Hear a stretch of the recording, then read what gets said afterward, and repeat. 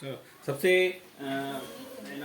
इसकी जो है सबसे पहला सबसे largest organ of the body होता है, ठीक है। और फर्स्ट लेयर ऑफ डिफेंस होती है, कोई भी चीज को लोगों से लड़ने की क्षमता के लिए सबसे फर्स्ट लेयर ऑफ डिफेंस है अपने इन्फेक्शन से बचाने के लिए, ठीक है। नॉर्मल एनाटॉमी क्या होती है स्किन की? 3 लेयर होती है मेनली, एक एपिडर्मिस, डर्मिस और हाइपोडर्मिस। एपिडर्मिस जो होती है सबसे बाहर की जो स्किन की लेयर है उसको एपिडर्मिस बोलते हैं। इसके अंदर फिर एक 5 लेयर होती है। 5 लेयर के नाम याद करने की जरूरत नहीं है। सबसे ऊपर वाली लेयर जो है उसका नाम होता है स्ट्रेटम कॉर्नियम। सबसे जो नीचे वाली लेयर होता है उसका नाम होता है स्ट्रेटम बेसल। जो स्ट्रेटम बेसल होती है, ये जो कॉर्निया होती है ये बिल्कुल डेड लेयर होती है, कोई इसमें कुछ भी नहीं होता, सिर्फ डेड स्किन होती है, ठीक है। सबसे जो बेसल लेयर होती है ये लेयर होती है ग्रोथ करने वाली। यहीं पे यहाँ से जो है लगातार ग्रोथ होती रहती है, यहाँ से ग्रोथ होकर सेल्स ऊपर जाती है, ऊपर जाके धीरे धीरे स्ट्रेटम कॉर्नियम तक पहुंच के अल्टीमेटली वहां से शेड ऑफ हो जाती है। तो इसको लगातार इसमें ग्रोइंग की कैपेसिटी होती है। यहाँ पे ये सेल्स पैदा करती है, पैदा करने के बाद ऊपर जाके धीरे धीरे सेल्स डिस्ट्रॉय होने लगती है। और यहाँ की जस्ट स्ट्रेटम बेसल के नीचे जस्ट एक नर्व एंडिंग होती है। ये नर्व एंडिंग होती है जो कि पेन के लिए रिस्पॉन्सिबल होती है। आप कोई भी इंजेक्शन वगैरह लगाते हो, कुछ भी लगाते हो, तो ये नर्व एंडिंग को अगर आप टच करोगे तो आपको पेन होगा। कई बार जब बर्न के केसेस होते हैं, बर्न में क्या होता है, ये नर्व एंडिंग डिस्ट्रॉय हो जाती है। इसलिए ज्यादातर बर्न के केस में पेशेंट को पेन नहीं होता। सुपरफिशियल बर्न होगा किसी को, ज्यादातर पेशेंट को देखा होगा पेन नहीं होता है, क्योंकि जितनी भी नर्व एंडिंग है ना, ये नर्व एंडिंग ही जब जल जाती है, ठीक। ये हो गई एपिडर्मिस। डर्मिस में क्या होता है? डर्मिस में मेनली आपके पास ग्लैंड्स होती हैं। ये होती है स्वेट ग्लैंड्स। ये है अपना हेयर फॉलिकल। हेयर फॉलिकल का अंदर है, हेयर फॉलिकल के बाजू से क्या होता है? Sebaceous gland. और यहाँ पे ब्लड वेसल्स होती हैं। तो एपिडर्मिस में अगर कोई डैमेज होगा तो ब्लड भी नहीं आएगा। डर्मिस में अगर कोई डैमेज होता है तो फिर ब्लड आना चालू हो जाता है। उसके नीचे हाइपोडर्मिस होती है, इसमें सबक्यूटेनियस लेयर होती है, फैट होता है, बाकी सब चीजें होती हैं। बस इतनी बेसिक बस याद रखना है कि जो डर्मिस है, डर्मिस में बेसल लेयर है, वो लगातार ग्रो करके ऊपर जाएगी, ऊपर जाके स्ट्रेटम कॉर्नियम में कन्वर्ट हो जाती है और धीरे धीरे वहां से शेड ऑफ हो जाती है। डर्मिस जो है, डर्मिस में नर्व एंडिंग होंगी, स्वेट ग्लैंड है, सेबेसियस ग्लैंड है, हेयर फॉलिकल है और ब्लड सप्लाई है। और हाइपोडर्मिस में या फिर कनेक्ट हाइपोडर्मिस में फैट्स और जो नॉर्मल सेबेसियस टिश्यूज हैं वो होते हैं। ये नॉर्मल एनाटॉमी है स्किन की। इसके बाद नॉर्मल टर्मिनोलॉजी है वो पता होना चाहिए। मैक्यूल क्या होता है? बिल्कुल फ्लैट लीजन है जो लेस देन 1 सेंटीमीटर का हो। कोई भी फ्लैट लीजन, जैसे कह सकते हैं, जैसे नॉर्मली तिल है, कोई चीज काली सी पड़ गई हो, काला सा धब्बा आ गया हो, लेस देन 1 सेंटीमीटर का हो, उसको बोलते हैं मैक्यूल। ये स्किन से बिल्कुल भी एलिवेटेड नहीं होगा, स्किन के जस्ट सीधे सीधे रहेगा, ठीक है। तो तिल है, कोई सा भी तिल भी है वो भी मैक्यूल में आएगा। कोई सा भी फ्लैट लीजन है, फ्लैट लीजन है किसी भी कोई फिक्स ड्रग रिएक्शन होती है, एफडीआर, फिक्स ड्रग रिएक्शन में ऐसे ही होता है, ब्लैक ब्लैक, उसको मैक्यूल्स आ जाते हैं लेस देन 1 सेंटीमीटर के। और कौन सी कंडीशन आ जाती है इसमें मैक्यूल बन सकते हैं? कई बार बर्थ मार्क रहते हैं, बर्थ मार्क भी मैक्यूल कहलाएंगे, ठीक है। अब पैप्यूल क्या होता है?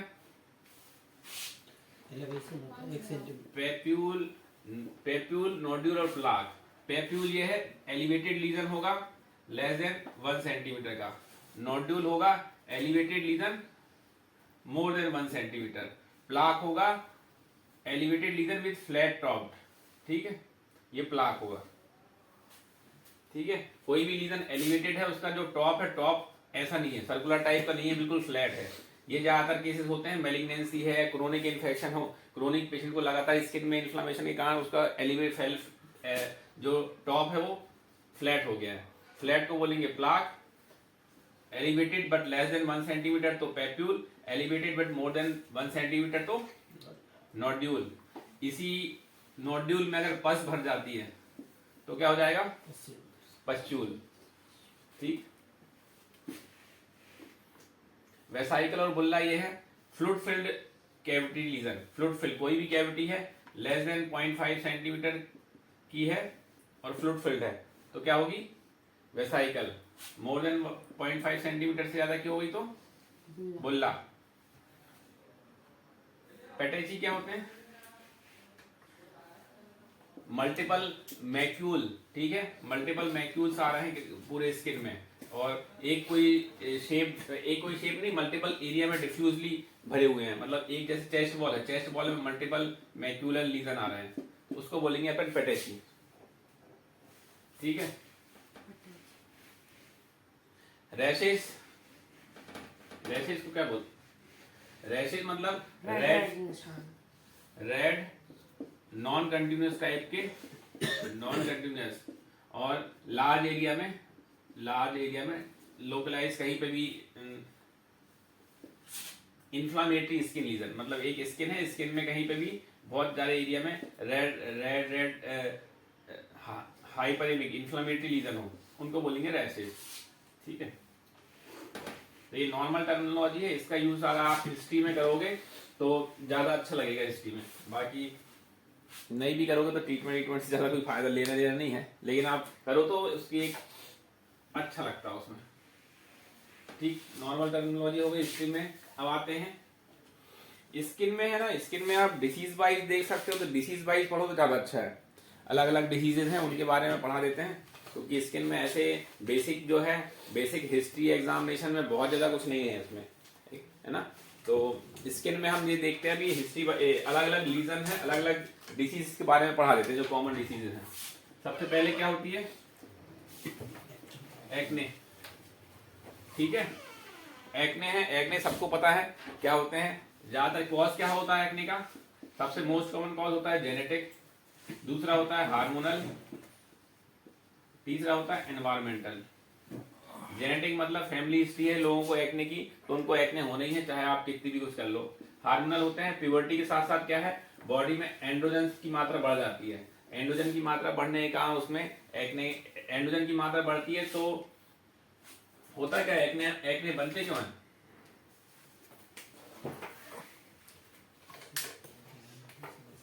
ये हेयर फॉलिकल है, ये स्किन की लेयर हो गई, ठीक है।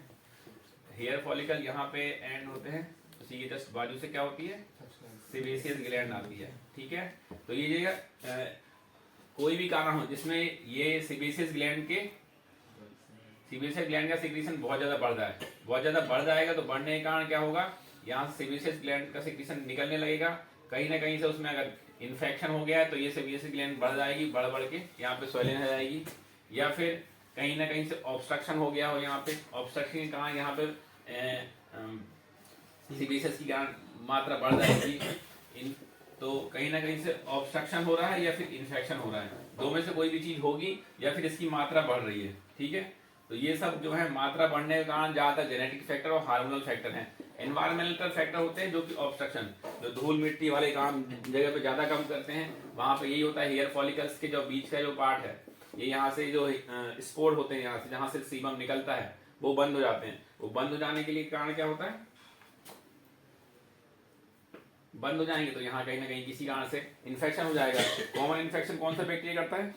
प्रोपियोनी बैक्टीरियम करता है ना। तो इसी के लिए उसको, इनको जो इन्फेक्शन बढ़ता है उसको बोलते हैं, क्या बोलते हैं, कोमेडोन्स।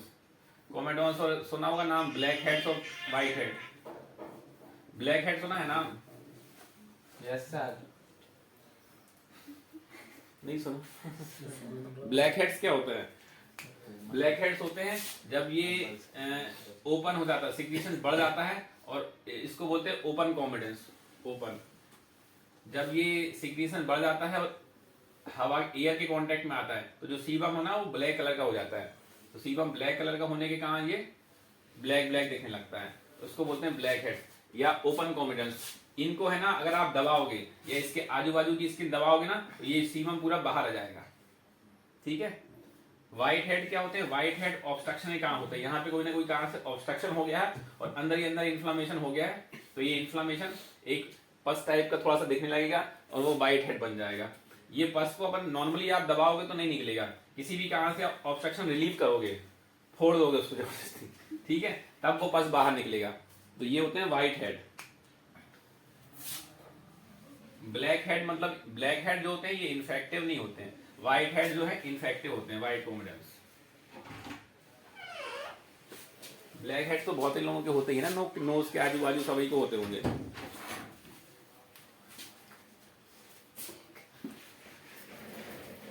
कहाँ कहाँ होते हैं ये? नॉर्मली तो फेस में होते हैं, फेस के अलावा ये नेक में भी हो सकते हैं, बैक में भी हो सकते हैं, चेस्ट में भी हो सकते हैं, लोअर बैक बटक्स तक आ सकते हैं। तो यहाँ बटक्स में भी अगर कोई ऐसा होगा तो उसको एक्ने ही बोलोगे और कुछ नहीं बोलोगे, ठीक है। ये अनकॉमन है, ये तो बहुत कॉमन है, फेस, नेक, बैक, ठीक। डायग्नोसिस तो क्लियर कट होती है, डायग्नोसिस के लिए बहुत ज्यादा दिमाग लगाने की जरूरत नहीं, सबको पता है, देख के ही समझ में जाएगा कि उसको एक्ने है। कई बार एक्ने जो है बहुत सीवियर हो जाते हैं, जैसे ये यहाँ से सीबम है, सीबम का सिक्रीशन बहुत ज्यादा बढ़ गया और कहीं ना कहीं से उसमें ऑब्स्ट्रक्शन भी हो गया।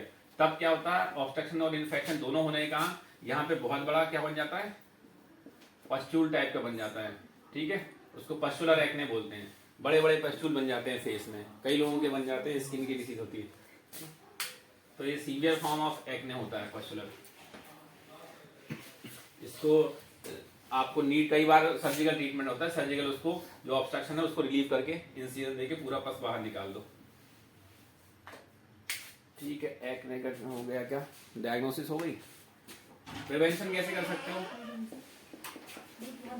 प्रिवेंशन कैसे कर सकते हो एक्ने का, बताओ रे, एक्ने का प्रिवेंशन कैसे कर सकते हो। फ्रीक्वेंट फेस वॉश करोगे, फेस वॉश फ्रीक्वेंट करोगे तो कम से कम जो है व्हाइट हेड नहीं बनेगा, कहीं से ऑब्स्ट्रक्शन नहीं होगा तो व्हाइट हेड बनने के चांस कम रहेंगे। ब्लैक हेड्स को आप नहीं रोक सकते, ब्लैक हेड्स तो बनेंगे, लेकिन फ्रीक्वेंट फेस वॉश से व्हाइट हेड्स के चांसेस बहुत कम हो जाएंगे। दूसरा,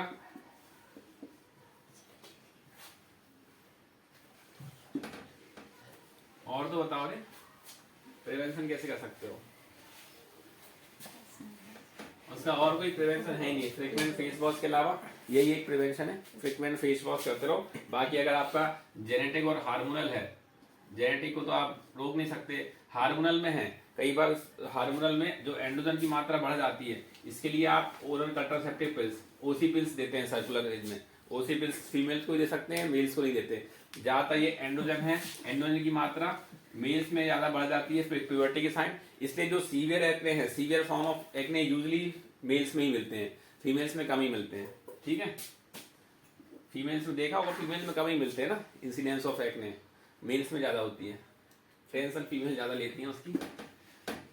तो फीमेल्स में अगर किसी को सीवियर एक्ने हो रहा है तो उसको ओरल कंट्रासेप्टिव पिल्स दी जाती है, वो एंड्रोजन की मात्रा कम करने के लिए। ये होगा प्रिवेंशन। ट्रीटमेंट क्या है एक्ने के लिए? ट्रीटमेंट है, इन्फेक्टिव है, इन्फेक्टिव के लिए क्या दोगे, इन्फेक्टिव के लिए उसको ठीक करने के लिए आप लोशन फॉर्म में दे सकते हो, ओरल एंटीबायोटिक दे सकते हो। लोशन फॉर्म में आप क्लिंडामाइसिन, डॉक्सीसाइक्लिन, निकोटिनिक एसिड,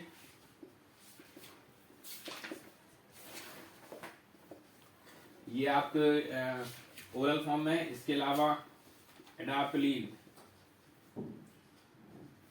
ये अवेलेबल है ओरल फॉर्म में, टैबलेट दे दोगे क्लिंडामाइसिन टैबलेट, और क्या हो सकती है आइसोट्रेटिन, डॉक्सी। अब आते हैं एक फॉर्मूला इन्फेक्टिव के अलावा एक विटामिन देते हैं, विटामिन ई और विटामिन ए, ठीक है।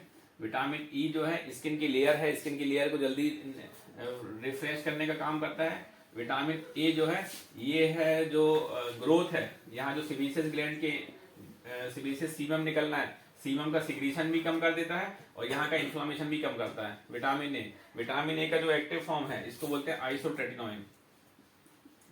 ये अवेलेबल रहता है ओरल में भी और लोकल फॉर्मुलेशन में, बट इसका कई बार साइड इफेक्ट बहुत ज्यादा हो जाता है, कई बार रैशेज बहुत सीवियर हो जाते हैं। इसको सिर्फ सीवियर फॉर्म ऑफ एक्ने में देते हैं, जो हमने बताया पस्टुलर एक्ने है या फिर किसी को बहुत ज्यादा डिफ्यूज एक्ने हो रहे हैं उसी को देते हैं। तो ज्यादातर ऐसे पेशेंट अपने पास आते नहीं है, ऐसे पेशेंट स्किन वाले के पास जाते हैं, इसलिए आइसोट्रेटिनोइन का यूज अपन इसलिए नहीं करते क्योंकि अपन वैसे ही तो कम दे रहे हैं और देने के बाद अगर मरीज के साइड इफेक्ट हो जाए, फेस से रिलेटेड दिक्कत होती है, इसलिए फेस से रिलेटेड दिक्कत ज्यादा पेन रहा उसको स्किन वाले के पास ही दे रहा है, ठीक है। क्योंकि अगर दूसरी डिसीज बताओ कोई, स्किन में इन्फेक्शन कितने टाइप के हो सकते हैं? ये स्किन है, स्किन में क्या क्या हो सकते हैं infection? Bacterial, viral, fungal, might, ठीक, माइट मान लिया, और एलर्जिक, एलर्जिक, ऑटो इम्यून, और मैलिग्नेंसी, मलिग्नेंसी भी हो सकती है। बेनाइन। ठीक है, इतने तरीके के इन्फेक्शन हो सकते हैं। बैक्टीरियल में कॉमन इन्फेक्शन कौन कौन से अपन ने देखे हैं? सबसे मोन बाल तोड़ है ना, इन्फेक्शन स्टैफ इन्फेक्शन है। स्टैफ इन्फेक्शन ही कहाँ हो सकता है? इम्पेटिगो, कोई भी स्किन का इन्फेक्शन हो जिसमें बैक्टीरिया हो जाए, पस भर जाए, ठीक है, उसको इम्पेटिगो बोल सकते हैं। बॉयल, ये सीवियर इन्फेक्शन है, एक लेस सीवियर इन्फेक्शन है। वायरल में herpes, viral most common herpes. अब हर्पीज जो है, हर्पीज चलो उसका तो एक बताई देगी डिटेल में। फंगल, टीनिया, फंगल में दो हो सकते हैं, या तो कैंडाइडा हो सकता है या फिर टीनिया हो सकता है। कैंडाइडा टीनिया में ये थोड़ा सा डिफरेंशिएट है। कैंडाइडा जो है ना, कैंडाइडा यूजली कैविटी के अंदर इन्फेक्ट करता है।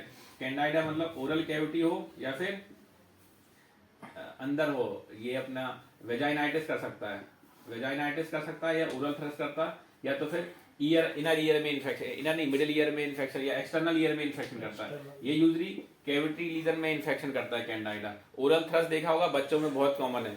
बच्चा कोई भी आप देखोगे, अगर मुंह खाना ना नहीं खा रहा है, जीभ में अगर वाइट वाइट पैचेस आ रहा है, तो ये कैंडाइडा कहाँ होते हैं? वेजाइनाइटिस बहुत कॉमन है फीमेल्स में, और ईयर इन्फेक्शन जो एक्सटर्नल ईयर है, कान को जाने वाला, वो बहुत कॉमन है। तो कैंडाइडा। टीनिया जो है, टीनिया कैविटी लीजन में ज्यादातर नहीं होता है, ज्यादातर शरीर के बाहर साइड होता है। टीनिया का अलग से आगे बता देंगे। और इंटरनल ईयर है, मतलब ब्रेन के अंदर, इसोफेजियल, ये अगर बॉडी के अंदर साइड हो रहा है, वो यूजली नॉर्मल कंडीशन में नहीं होता है। इम्यूनो कॉम्प्रोमाइज कंडीशन हो, HIV हो, कोई सीवियर कैंसर इंसर से रिलेटेड हो, तब ज्यादा होता है। माइट में क्या होता है? ये कहीं कॉमन है, इसके बीज, ठीक है। एलर्जी कंडीशन क्या हो सकती है? Atopic dermatitis, eczema, ABCD, airborne contact dermatitis, ठीक है, ये तीन हो गई। ऑटो इम्यून क्या होंगे? सोरियासिस, लाइकेन प्लेनस,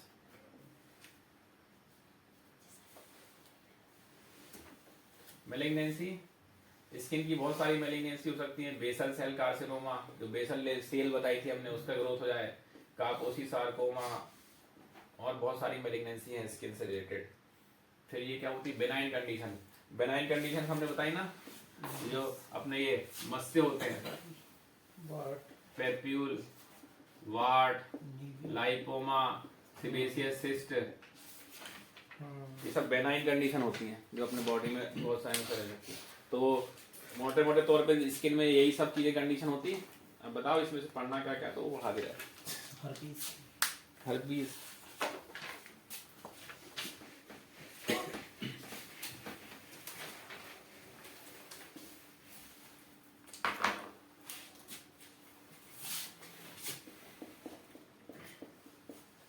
हर्पीज जो है एक वायरल इन्फेक्शन है। ये वायरल इन्फेक्शन ये होता है, किसी भी पेशेंट को अगर बचपन में चिकन पॉक्स हुआ हो, तो क्या होता है? हर्पीज का जो वायरस है, वायरस अपने अंदर एक इनएक्टिव फॉर्म में पड़ा रहता है, इनएक्टिव फॉर्म में पड़ा रहता है। और जब भी अपनी बॉडी की इम्यूनिटी कम होती है, बॉडी में इन्फेक्शन आता है, किसी कारण से फीवर आ जाता है, और तब ये एक्टिवेट हो जाता है। एक्टिवेट होने के बाद ये अलग अलग तरीके से इन्फेक्शन कर सकता है।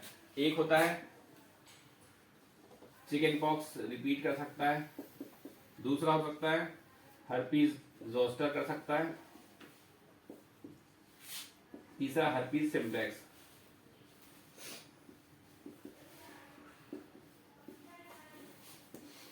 चिकन पॉक्स जो है पूरे बॉडी में है, मल्टीपल रैसेज आ जाएंगे, मल्टीपल कैसे लीजन आएंगे? वेसिकुलर या फिर वेसिकोबुलस लीजन। वेसाइकल बताया हमने, छोटी छोटी वेसाइकल या फिर एक दो बड़ी वेसाइकल भी, तो multiple vesiculobullous lesion all over the body आएंगे।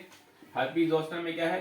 पर्टिकुलरली डर्मेटोम पे आएंगे, डर्मेटोमल डिस्ट्रीब्यूशन। डर्मेटोम्स अपने बॉडी के पढ़ लेना, अपने बॉडी में स्किन के नर्व एंडिंग्स में अलग अलग डर्मेटोम बने हैं।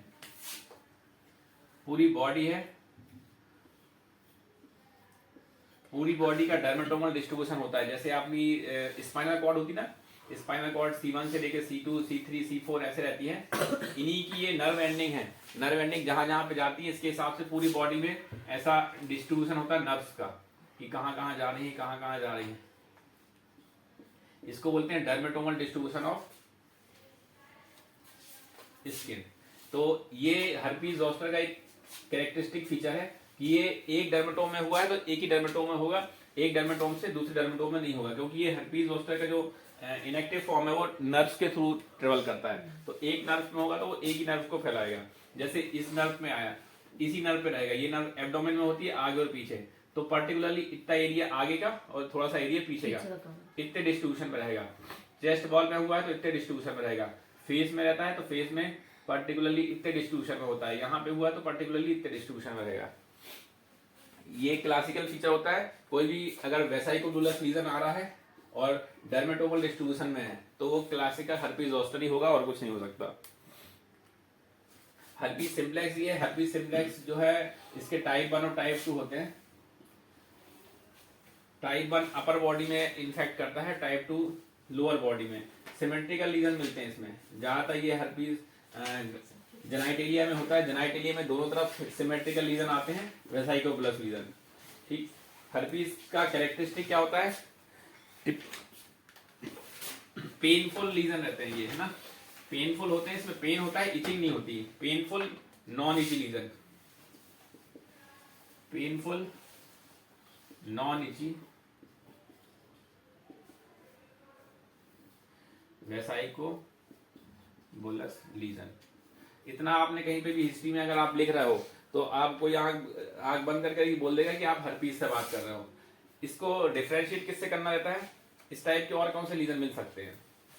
आपने उसको कोई भी एसिड बर्न है, एसिड बर्न है, या फिर कोई रिएक्शन है, या फिर कोई कीड़ा चलने को क्या बोलते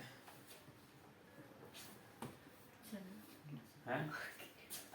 कीड़े कीड़ा कीड़ा कहीं चल गया हो स्किन पे, उससे कहाँ लीजन मिल जाते हैं। ठीक है, तो कोई एसिड है, कोई आपने कोई एप्लीकेशन किया, जैसे आपने बीटाडिन या कोई क्रीम लगाई जो इरिटेंट हो, इरिटेंट क्रीम लगाने का स्किन में रिएक्शन हो गई, उससे कहाँ भी रैशेस आ सकते हैं।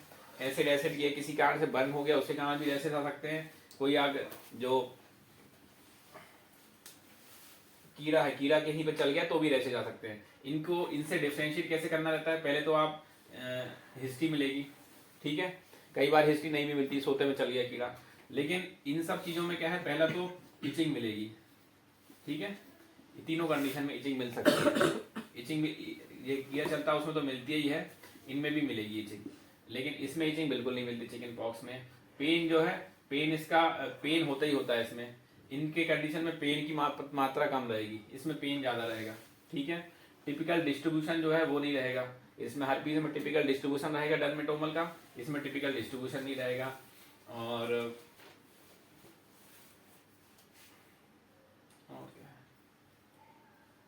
बस ठीक है, इससे आप डिफरेंशिएट कर सकते हो। कई बार चिकन पॉक्स को अपन को बाकी जो वायरल रैशेज हैं उससे डिफरेंशिएट करना पड़ता है, क्योंकि कोई भी फीवर आता है, चाहे वो मीजल्स हो, मम्स हो, मीजल्स का हो, या फिर और भी कोई वायरल रैशेज हो, उससे डिफरेंशिएट करना पड़ता है चिकन पॉक्स को। उससे कैसे करोगे? बाकी जो रैशेज होते हैं उसमें जो वायरल रैशेज होते हैं, पहला फीवर की हिस्ट्री होती है, दूसरा रैशेज में वेसाइकोडुलस लीजन नहीं मिलते, वेसाइकल नहीं मिलते, प्लेन पेप्यूल टाइप का मिलेगा या फिर मैक्यूल टाइप का। या तो पेप्यूल है या तो प्लेन रैश मिलेगा या फिर हल्का सा स्लाइटली टॉप्ड होगा। कहीं पे भी वेसाइकल नहीं बनेगी उसमें, जो वायरल रैश होते हैं। ये ध्यान रखना, वायरल रैश में सिर्फ पेप्यूल या मैक्यूल बनेंगे। याद है ना पेप्यूल और मैक्यूल? अभी तो याद है फिलहाल। हर्पीज की डायग्नोसिस है, डायग्नोसिस हो गई, डिफरेंशियल डायग्नोसिस हो गई, ट्रीटमेंट में एक ही ट्रीटमेंट है, या तो ओरल एसाइक्लोविर दो और local injectable. Oral acyclovir acyclovir, oral के साइक्लोविर के अलावा आपका आजकल वेल साइक्लोविर भी आने लगी है। महंगा है। ये साइक्लोविर के फॉर्मुलेशन हो सकते हैं 400, 500 रुपए की एक गोली। 800, 1.2 ग्राम। ठीक है, जो हर्पीस है, herpes chicken pox, herpes simplex और हर्पीस जोस्टर। इन दोनों में जो हर्पीस सिम्प्लेक्स और चिकन पॉक्स है, इसमें डोज होता है इसका 800 मिलीग्राम TDS, और हर्पीस जोस्टर में डोज होता है 1.2 ग्राम TDS। ठीक है, बहुत ज़्यादा गैस्ट्रिक इंटॉलरेंस वाला मेडिसिन है ये, इसलिए साथ में पेंटाप्रोजोल देना बहुत जरूरी है इसके साथ। ठीक है, अगर किसी को सीवियर फॉर्म ऑफ हर्पीस हुआ है या हर्पीस एंसेफेलाइटिस हुई है, हर्पीस बहुत एक्यूटली बढ़ गया हो, तो उसको इंजेक्टेबल भी दे देते हैं। इंजेक्टेबल डोज होता है इसका 500 मिलीग्राम TDS इन इन्फ्यूजन। ठीक है, लोकल में भी है ये साइक्लोविर क्रीम अवेलेबल होती है। ये साइक्लोविर क्रीम अगर लोकलाइज एरिया में है तो उसको लगा सकते हैं, जनरलाइज लगा जरूरत नहीं है। हर्पीज लेबियलिस बहुत कॉमन है। हर्पीज लेबियलिस के बारे में याद रखो, कोई भी पेशेंट को, अगर किसी पेशेंट को हर्पीज है, यहाँ देखा होगा होंठ के चारों तरफ छोटे छोटे वेसाइकल्स आ जाते हैं, जल्दी फीवर के बाद कई पेशेंटों को आते हैं। तो हर्पीज लेबियलिस जो है, एक बार किसी को हो गया है तो उसको रिकरेंट होता रहता है। वो हर्पीज लेबियलिस के लिए कोई ओरल ट्रीटमेंट की जरूरत नहीं पड़ती। एक बार किसी को हर्पीज लेबियलिस हो गया तो फर्स्ट टाइम आप उसको ओरल ट्रीटमेंट दे दो। सेकंड टाइम जब भी उसको हर्पीज लेबियलिस होगा तो उसको बोल दो ये साइक्लोविर क्रीम रखे रहो, जब भी आए तो लगा लो, बस, और कुछ नहीं करना उसमें, अपने आप ही ठीक हो जाएगा 2-3 दिन के बाद। हर्पीज हो गया। और तीसरा, अब अगला इसके बीज, इसके आते हैं। इसके बीज या इच माइट। इसके बीज क्या होता है? कीड़ा ही रहता है ना सर, शायद काट इची देता माइट, है। हाँ।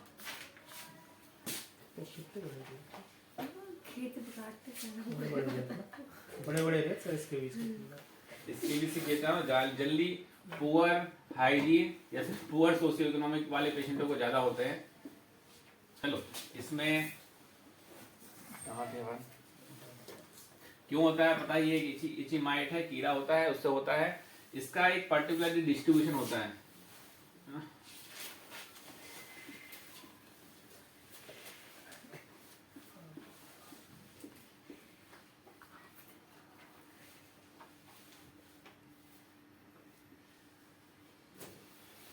ये सर्कल है, इस सर्कल के अंदर अंदर ही होता है। ठीक है, ना तो फेस में होता है ना घुटनों के नीचे होता है। ठीक है, जितने भी इसमें रैशेज आते हैं ये ज्यादातर हाथ में आते हैं। हाथ के जो फिंगर्स के जो है ना बीचों बीच, ये ना फिंगर के बीचों बीच यहाँ पे रैशेज आते हैं।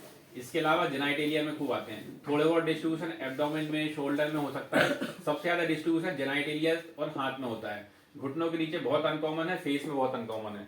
पहली इसकी डायग्नोसिस बनाने के लिए आपको यही है, जो इची रैशेज होंगे, इसकी टिपिकल हिस्ट्री मिलेगी कि जब भी कपड़े उतारता है, रात में शाम कपड़े वपड़े चेंज करता है, उस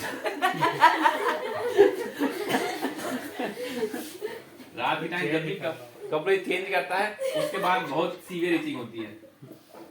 सीवियर इचिंग होती है। ठीक है,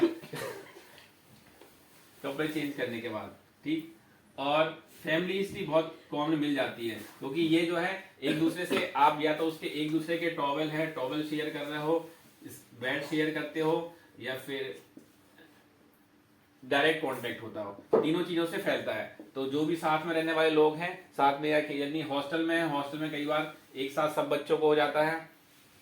फैमिली में एक को तो फैमिली में सबको हो जाता है। तो इसकी फैमिली हिस्ट्री बहुत इंपॉर्टेंट है। अगर फैमिली हिस्ट्री किसी को ये लीजन के साथ मिल रही तो आप क्लियर कट बोल सकते हो उसको इसके बीजी है। अगर फैमिली हिस्ट्री नहीं मिलती है तो आपको ढूंढना पड़ती है इसमें। अगर आपके टिपिकल सिम्टम्स मिल रहे हैं, फैमिली हिस्ट्री नहीं है, तो आप ढूंढो कि उसको और किसी है आजू बाजू में कहीं जिसके साथ खेलता हो, या फिर और कहीं गया हो, वहां किसी को तो नहीं थी। ठीक है, ये डिस्ट्रीब्यूशन देखो, टिपिकल डिस्ट्रीब्यूशन है। टिपिकल डिस्ट्रीब्यूशन जेनाइटेलिया हाथ में ही रहता है इसका, वहां पे है। अगर ये तीनों चीजें मिल रही हैं, इचिंग है, इचिंग कपड़े चेंज करने के बाद खूब सीवियर हो जाती है, फैमिली हिस्ट्री मिल रही है, और टिपिकल डिस्ट्रीब्यूशन मिल रहा है, ये 3 चीजें मिल रही हैं। इसमें रहता है स्किन में सीवियर कोई भी कहीं बॉयल्स या फिर पस्ट्यूल कुछ नहीं मिलते, सिर्फ टिपिकल पेपुलर लीजन ही मिलते हैं। हल्के छोटे छोटे से दाने टाइप के मिलते हैं, इची रेसे पेपुलर टाइप के लीजन मिलते हैं। ठीक है, तो टिपिकल डिस्ट्रीब्यूशन बता दिया। ट्रीटमेंट डायग्नोसिस तो होता है नहीं, हाँ ट्रीटमेंट पे आप आ रहे हैं। डिफरेंशियल डायग्नोसिस क्या होगी इसकी, और क्या क्या चीजें हो सकती हैं इसमें? डिफरेंशियल एटोपिक डर्माटाइटिस हो सकता है सर। ठीक है, एटोपिक डर्मेटाइटिस हो सकती है। नॉर्मल डर्मेटाइटिस क्या होता है? Inflammation of skin. ठीक है, प्लेन इन्फेक्शन हो, कोई भी कारण हो जिसमें स्किन में इन्फ्लेमेशन हो, चाहे वो एलर्जिक हो, चाहे वो इन्फेक्टिव हो, चाहे वो ऑटो इम्यून हो, कोई भी कंडीशन ऐसी हो जिसमें डर्मेटाइटिस हो रही है, वो इससे आपको कंफ्यूज कर सकते हैं। ज्यादातर पेशेंट में कई बार सीवोरिक डर्मेटाइटिस हो सकती है। अभी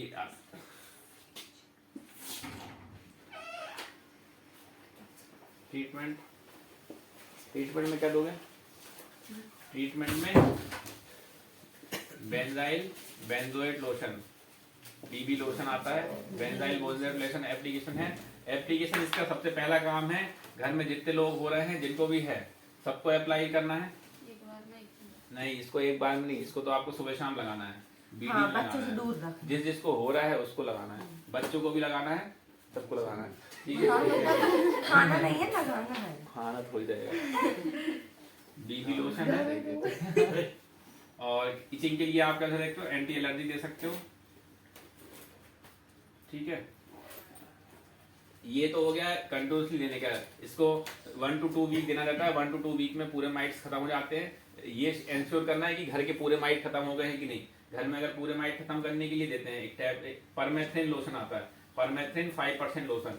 ये लोशन है, ये आपको एक बार में अप्लाई करना है, गले से नीचे तक पूरे शरीर तक लगाना है। पूरे शरीर में लगाने के बाद सो जाना है। सुबह उठ के उस समय आप जो भी चीज पहने हुए हो, कपड़े या फिर चादर, तकिया के खोल, टॉवेल, सबको गर्म पानी से धोना है। उसके बाद प्रेस करना है। गर्मी से मर जाते हैं तो प्रेस करोगे, प्रेस करके कपड़े पहनोगे तो अपने आप नहीं होंगे। ठीक है, इसके साथ साथ टैबलेट आइवरमेक्टिन है। आइवरमेक्टिन 12 to 18 मिलीग्राम आती है एज वेट के हिसाब से। ये मोर देन अगर 5 ईयर के जो भी बच्चे हैं उनको आप टैबलेट आइवरमेक्टिन दे सकते हो। ये भी एक स्टैट डोज है। तो ये दोनों स्टैट डोज होते हैं, परमेथ्रिन और आइवरमेक्टिन का। इसके अलावा जो होते हैं ये लगातार 1 to 2 वीक तक देना है, जब तक कि पूरा खत्म ना हो जाए। परमेथ्रिन रिपीट कर सकते हैं क्या? परमेथ्रिन 1 वीक के बाद रिपीट कर सकते हैं, अगर 1 वीक में पूरा खत्म नहीं हुआ है फैमिली में। चलो अगली डिजीज टीनिया।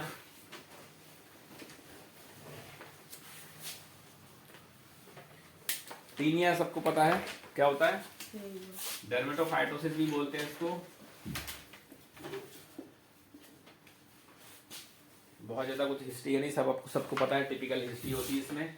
कहाँ के टीनिया हो सकते हैं इसमें? Tinea capitis, tinea faciei, tinea barbae, tinea versicolor, tinea cruris, tinea unguium, tinea pedis, onychomycosis. अच्छा कुछ और? कॉर्पोरस हो गया, कॉर्पोरस भी देखो। Corporis, tinea corporis.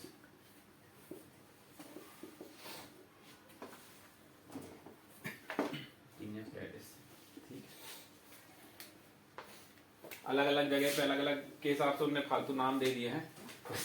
Taenia capitis मतलब हेड का इन्फेक्शन, फेसी मतलब फेस में टीनिया हो रहा है, बारबरी मतलब नेक में, वर्सिकोलो क्रूरिस मतलब क्या होता है? क्रूरिस को धोबीज भी बोलते हैं। कहाँ पे होता है टीनिया क्रूरिस? टीनिया क्रूरिस नहीं पता?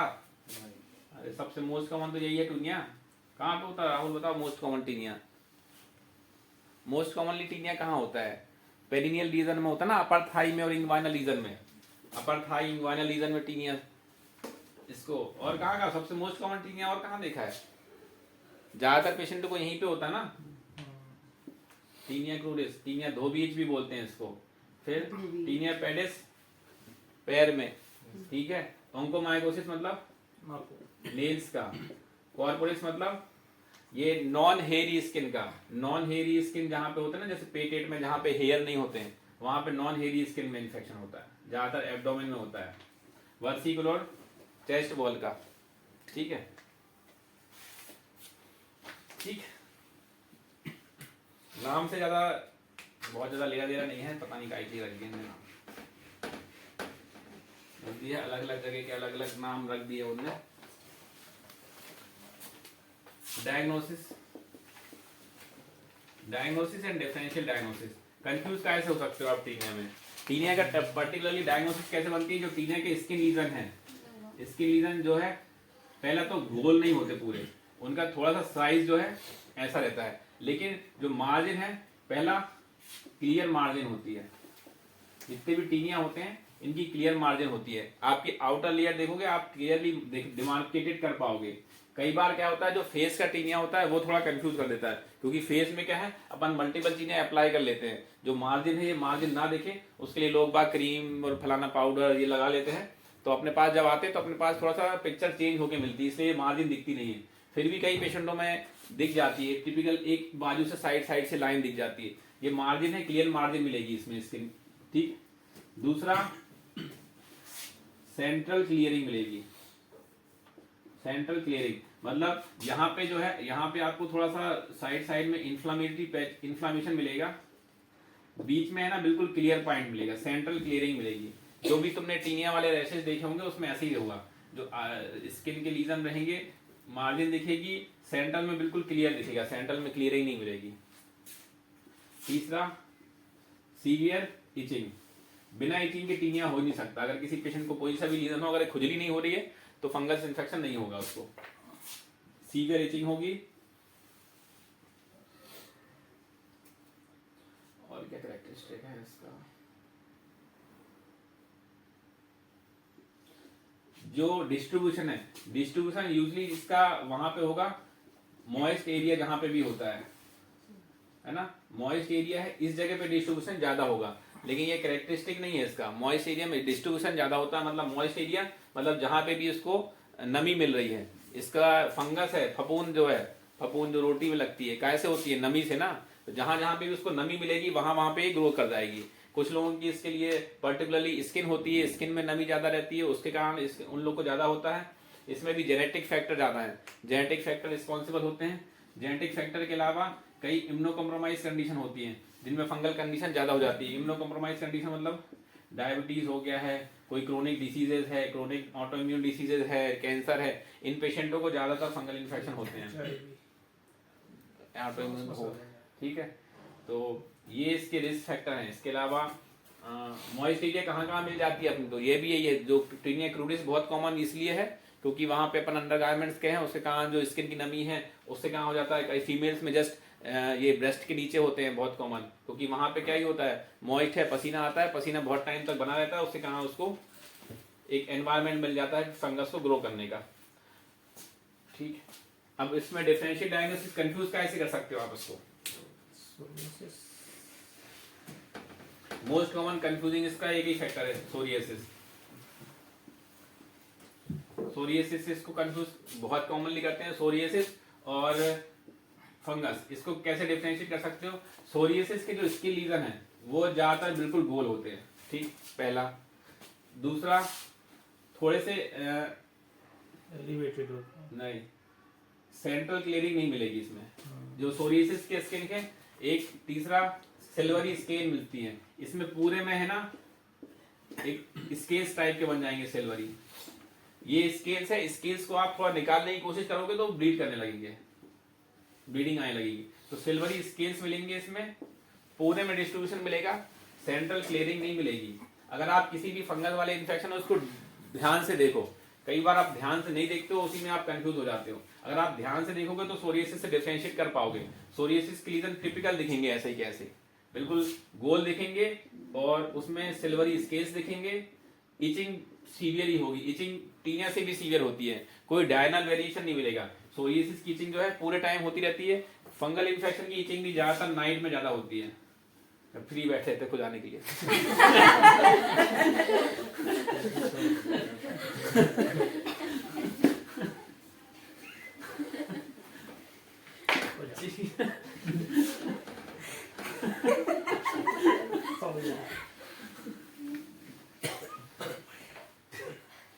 इसके अलावा कई हैं, एक्जेमा है, एक्जेमा, अदर डर्मेटाइटिस, ये भी एक डिफरेंशियल डायग्नोसिस में आ सकते हैं इसके।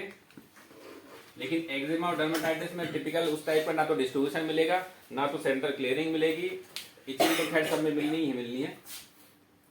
तो डिस्ट्रीब्यूशन मेन है, डिस्ट्रीब्यूशन आप कहाँ पे हो रहा है उस पर डिफरेंशिएट कर सकते हो, सेंट्रल क्लियरिंग से डिफरेंशिएट कर सकते हो, और डायनल वेरिएशन देखते हो। नाइट में इचिंग ज्यादा होती है, इसमें दिन भर इचिंग नहीं होगी, कोई सी पेशेंट को देखा होगा नाइट में ज्यादातर परेशान होते हैं लोग फंगस से, और माइट वाले भी। सोरियासिस वाले पेशेंट दिन भर परेशान रहते हैं, उनको दिन भर इचिंग होती जाती है। चलो आगे ट्रीटमेंट।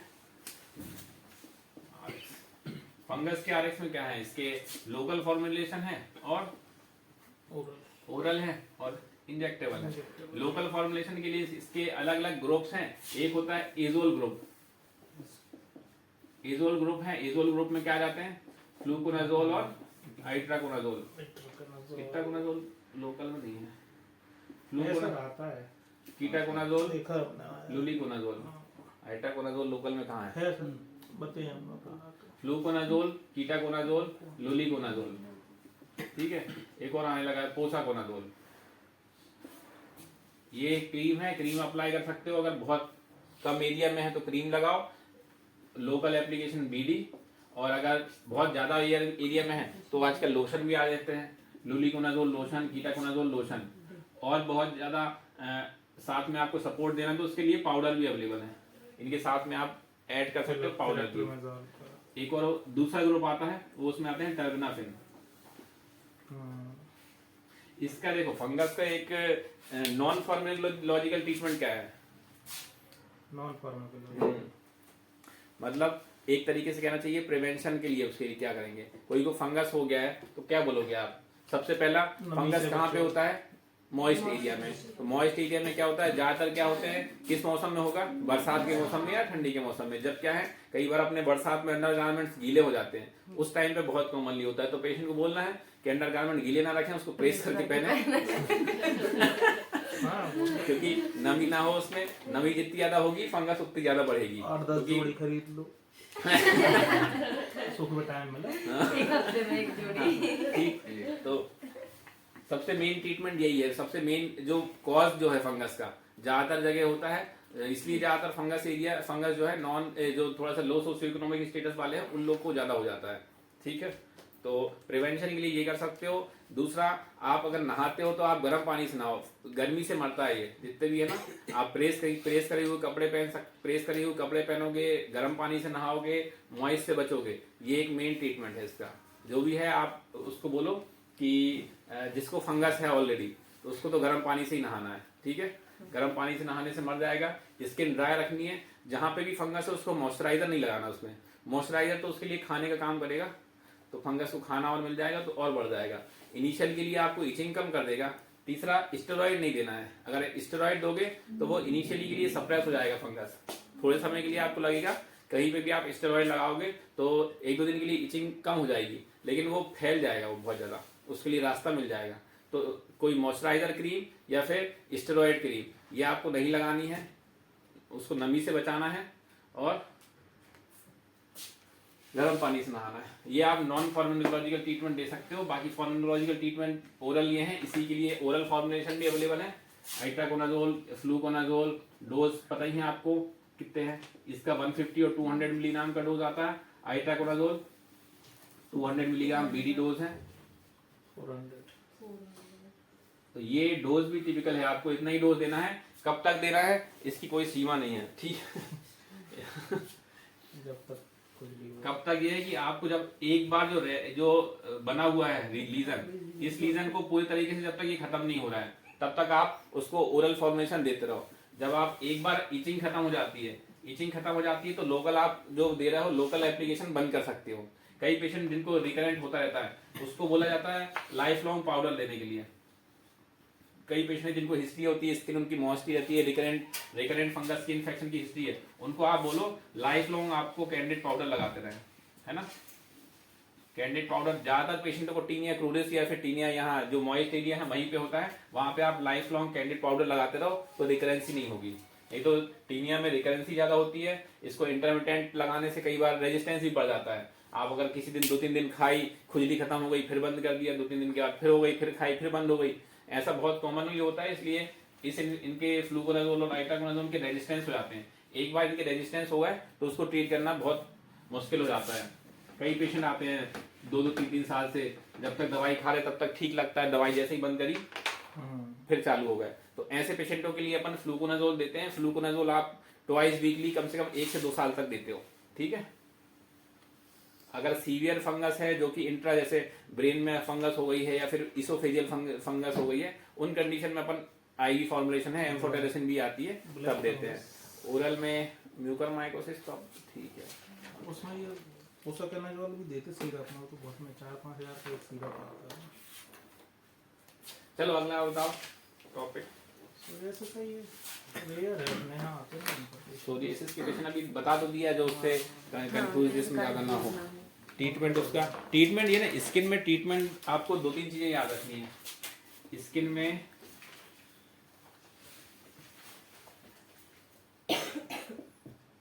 एक तो मॉइस्चराइजर अवेलेबल होता है, ठीक है। दूसरा स्टेरॉइड क्रीम अवेलेबल होती है। तीसरा एंटी एलर्जी क्रीम है। चौथा एंटी फंगल है। एंटीबैक्टीरियल भी करते नहीं नहीं, इसमें एक्चुअली आपको जितने भी स्किन के डिजीज हैं, स्किन की डिजीज में ज्यादातर में आपको 90 से 95% तक आप उसको मॉइस्चराइजर दे सकते हो, ठीक है। मॉइस्चराइजर का कोई साइड इफेक्ट नहीं है। किस कंडीशन में नहीं देना है ये ध्यान रखना है बस। जैसे कोई फंगल डिसीज है, फंगल डिसीज में आपको मॉइस्चराइजर नहीं देना है। इसके अलावा आप कोई सी डिसीज हो स्किन की, चाहे वो डर्मेटाइटिस हो, चाहे वो ऑटो इम्यून हो, सोरियासिस हो, सब पेशेंट में आप मॉइस्चराइजर दे सकते हो। सिर्फ आपको ये रूल आउट कर लेना है कि पेशेंट को फंगस नहीं है। तो एक्ने में भी नहीं देना। एक्ने में मॉइस्चराइजर लगा सकते हो, कोई इचिंग ही तो रोकेगा, उसमें कुछ अलग से इन्फेक्शन नहीं है। ये है कि ऐसा कोई मॉइस्चराइजर को साइड वो थोड़ी है कंट्राइंडिकेशन बढ़ाएगा ना वो सीबम कलेक्शन है, ऐसा कुछ ऐसा नहीं है। मॉइस्चराइजर क्रीम दे सकते हो, मॉइस्चराइजर में कुछ नहीं आता। सिर्फ यही है, आपको स्किन में फंगस देख लेना है, फंगस तो नहीं है, फंगस में मॉइस्चराइजर नहीं देना है, बाकी सब में आप मॉइस्चराइजर दे सकते हो। इसलिए स्किन वाले जितने भी आपके देखे होंगे सबके में एक आध मॉइस्चराइजर तो लगा ही रहता है, ठीक है। अब रहते हैं स्टेरॉइड। स्किन की ज्यादातर डिसीज हैं वो अल्टीमेटली स्टेरॉइड उनको देना ही पड़ता हो, क्योंकि स्किन की ज्यादातर डिसीज या तो होती है एलर्जिक या तो होती है ऑटो इम्यून। अब स्टेरॉइड किस में आपको नहीं देना है, आप आपको पहला पता कर लो, इन्फेक्टिव तो नहीं है, दूसरा फंगल। इन्फेक्टिव और फंगल इन दो कंडीशन को छोड़ के बाकी सब कंडीशन में आप स्टेरॉइड भी दे सकते हो लो डोज इनिशियली में। तो कोई भी, चाहे वो एक्जेमा हो, चाहे डर्मेटाइटिस हो, चाहे अर्टिकेरिया हो, चाहे वो सोरियासिस हो, सब कंडीशन में आप स्टेरॉइड क्रीम दे सकते हो। सिर्फ आपको देख लेना है कि सीवियर इन्फेक्शन तो नहीं है या फिर फंगल इन्फेक्शन तो नहीं है, ये रूल आउट कर लो। ये रूल आउट कर लोगे तो आप सब पेशेंटों को स्टेरॉइड दे सकते हो। स्टेरॉइड का एप्लीकेशन का है, स्टेरॉइड होते हैं एक हाई पोटेंसी और एक लो पोटेंसी। जो हाई पोटेंसी स्टेरॉइड है इसमें क्या क्या आते हैं, वही बीटामेथासोल, क्लोबेटासोल, और लो पोटेंसी में क्या होते हैं, मोमेटासोन और फ्लूटिकासोन, ठीक है। जो मोमेटासोन है, मोमेटासोन ये लो पोटेंसी स्टेरॉइड आप हमेशा जो दिखने वाली स्किन है ज्यादातर फेस में आप यही अप्लाई करोगे, क्योंकि फेस में अगर हाई पोटेंसी स्टेरॉइड अप्लाई कर देते हो कई बार उसके साइड इफेक्ट हो जाते हैं। पेशेंट को लॉन्ग टर्म यूज करने से बाल भी आ सकते हैं और स्किन ड्राइनेस आ सकती है।